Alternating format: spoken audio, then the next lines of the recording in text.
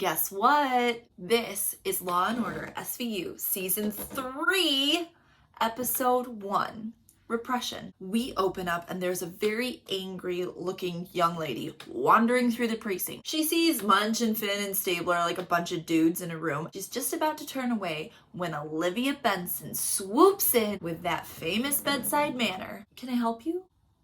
I'd like to report a rape. The girl's name is Megan, and now she and Olivia Benson are sitting in an interview room. He followed me to my apartment last night. I told him to leave, but he slammed the door. Is this your boyfriend, Megan? It's my father. Ooh. Now Stabler's in there with them, and Megan's given the history. Started when she was in first grade, him grooming her. When she was 12, he started raping her. He stopped when she was 14 and got her period. Shoot. Okay, did anything sexual happen last night? No? Okay, well, that's a problem. This is gonna be tough because of that statute of limitations. Megan says, well, what about Lily? Well, who the fuck is Lily? Her little sister. Yesterday, when Megan went to her parents' house, she walked in on her dad and Lily. He was touching her the way he used to touch me. So Olivia catches up to Cragen. She's gotta tell him some of the background info on Megan's dad, but she better hurry it up because he's all dressed up and fancy on the way to the mayor's luncheon. Dad's name is Evan Ramsey. He's super rich, the kind of rich that he just donated a wing to the children's hospital.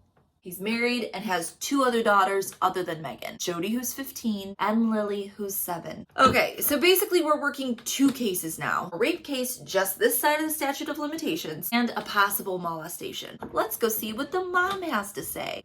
This actress is clearly talking like she's rich. Well, Megan and I are not on speaking terms. She's gotten so much anger from that therapist she's been seeing. What therapist?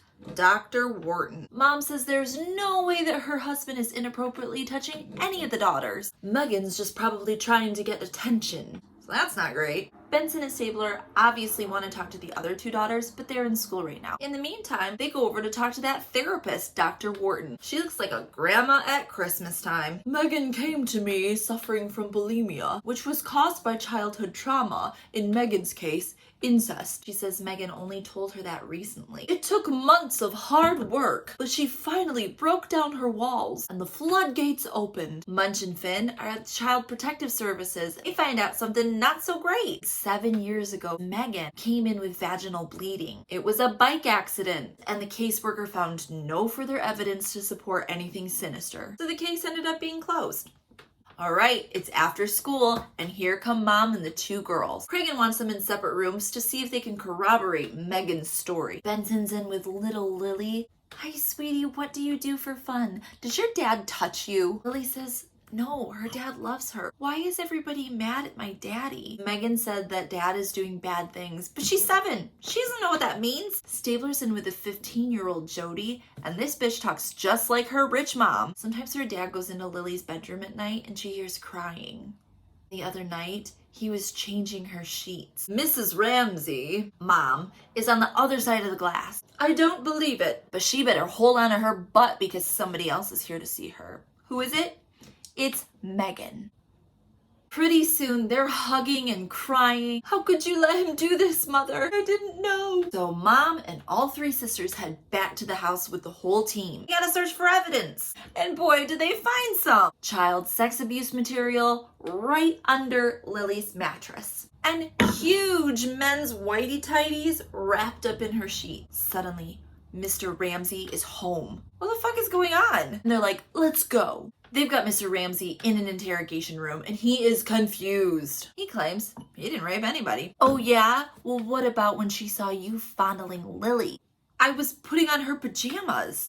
Oh yeah? Well, what about all this child sex abuse material? That's not mine. That's disgusting. And he lawyers up, obviously. So Cabot's there listening on the other side of the glass, and she does not think they have enough to hold this guy. There's no physical evidence or DNA from the exams of the daughters. That child sex abuse material and the underwear, they're not much. Cragen's like, well, Megan passed the polygraph test. Cabot's like, yeah, dude, that just means that she believes that it happened. And polygraphs are not admissible. If we let him go, he's gonna go right back to his daughters. Fine, arrest him. After a very brief but violent run-in with Rebecca, the mom, who's gone full mama bear, we jump to Mr. Ramsey's arraignment. Pleads not guilty, and Cabot gets the judge to hold him on a $2 million bond and place an order of protection so he can't go home. Huang is in talking with 7-year-old Lily, and mom, Rebecca, is on the other side of the two-way mirror talking to Benson, Stabler, and Cabot. I took Lily to see Megan's therapist, and she says that she's just blocking it all out because it's too traumatic. It's clear that this trial has some problems. First of all, Lily hasn't disclosed shit. If they can't get her to corroborate, Megan's trial can't stand. And then we find out that those huge ass underwear, they've got DNA that proves that they're dad Mr. Ramsey's, but there's no DNA in the bed. Oh, and one more thing. Those dirty pictures, the date on them proves that they were downloaded the day that Mr. Ramsey wasn't even home. Okay, forensic tech nerds, what the fuck? Yeah, Evan Ramsey's computer is totally clean. Do a little more digging and guess what? Those images were all downloaded at a school computer at Columbia, where Megan goes to college. Ugh, Megan, why did you plant everything and then lie to us? He was going to get away with it again. He threatened to sue my therapist and send me to a mental institution. Whatever the reason, you done fucked up. Now your dad's case is dismissed. He's free to go with even the court's apology. Well, this is all quite the blow. So where do we find the team now? At the bar. They're drinking beers. They're lamenting. This fucking dude got away with it all over again. Stabler gets a phone call from Cragen. Evan Ramsey was murdered. We jumped to the scene of the crime and you guessed it, Emmy Warner is already there. One shot to the chest, dropped him on the spot. No rigor, blood is still pooling. Happened pretty recently. His coworker, Mr. Weiss, who found the body, says he discovered him between 10:30 and 11. This fucking dude talks like he's got raging heartburn and he didn't see anybody else. Not a soul.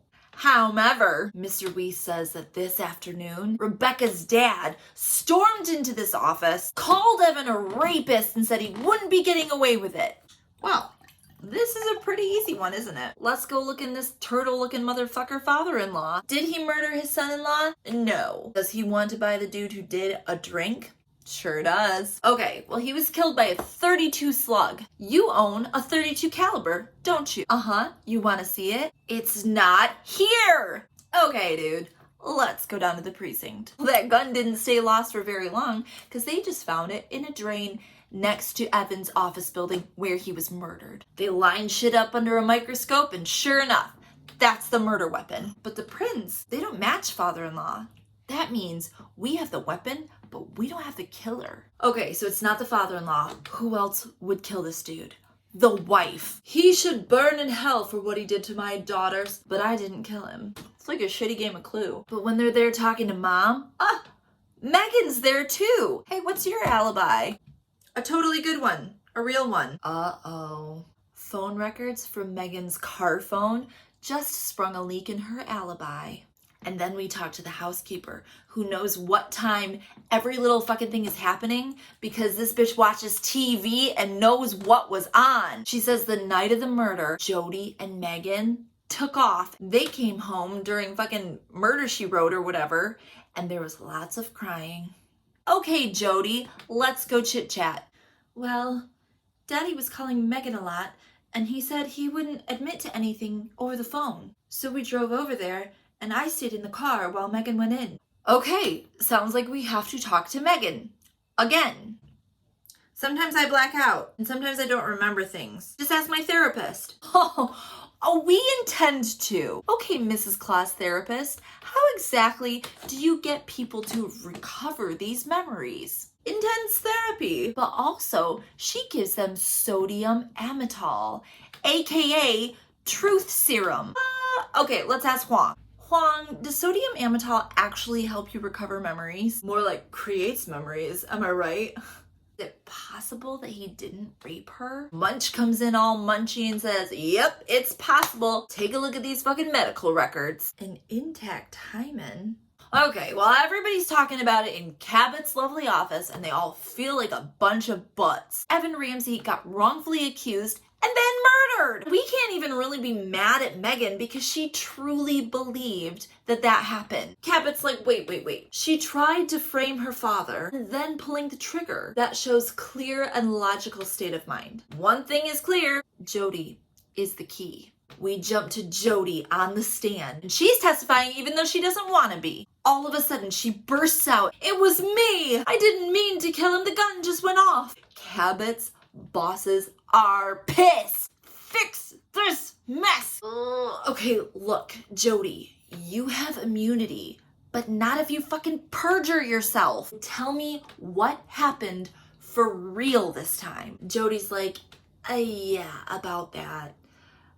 It was actually me. One tear rolls down her eye. I just wanted Daddy to stop hurting Megan. Poor mom, Rebecca, right? She's just plagued with all this shit. My husband was wrongfully accused, and we all turned our backs on him, and then we murdered him. Yeah, that's pretty bad, man. But what about that therapist? Let's charge in there Cabot flailing a subpoena for Megan's medical record, because guess what, bitch? Huang is Megan's therapist now, and he's gonna go ahead and testify against you and all your methods. Turns out Megan recanted all of her accusations, and they have a warrant for her arrest on reckless endangerment. And your license has been suspended too. And we end on Benson saying, all in all, I'd say today is a day you'll never forget. Not quite as punchy as I think they meant it to be, but 7 out of 10. And that was Law & Order SVU Season 3, Episode 1. Jum jum.